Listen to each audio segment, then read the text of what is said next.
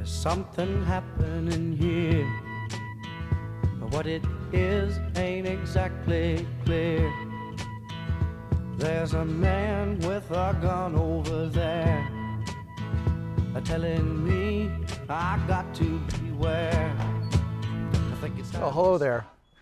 So some of you have heard me tell the story before of the kind of the sour monk who was always sour and causing trouble, and the head of the monastery decided to send him away on a retreat in the monastery over in the other part of the island they lived on. So he went up and over the mountain, and he got to the monastery and got settled in and went to meet with the retreat director, who said, "Look, it's a quiet retreat, but you're going to meet with me once a week, and I just want you to tell me 2 words." So the first week he came and he said, you know, "What do you think? What are your words?" He said, "Hard bed." And he went back away. A week later he came back and he said, "Your 2 words?" He said, "Bad food." And another week went by and he said, you know, "What are your words this week?" He said, "Cold room." The next week he came and he said, "Well, what are your 2 words this time?" He said, "I'm leaving." He said, "I've had enough. I can't stand this place." He goes, "Well, I'm not surprised you're leaving. You haven't done anything since you've been here but complain." So, you know, words are powerful. The words that we tell ourselves and the words that we tell each other are powerful. And I thought I would just present you with this question today. What this week would be your 2 words? What 2 words would you use to describe your experience?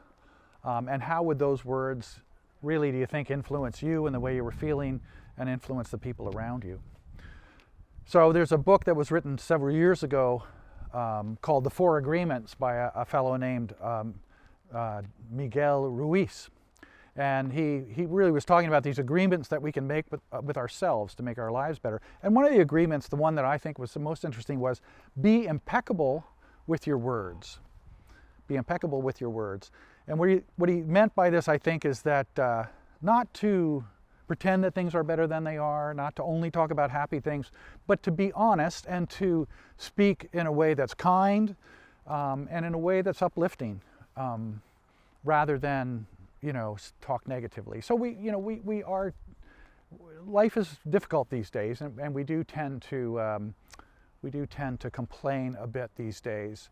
And you know, the problem with complaining, of course, is that when we complain, when our stories are negative ones, of course, it drags us down. It drags us down. It drags people around us down.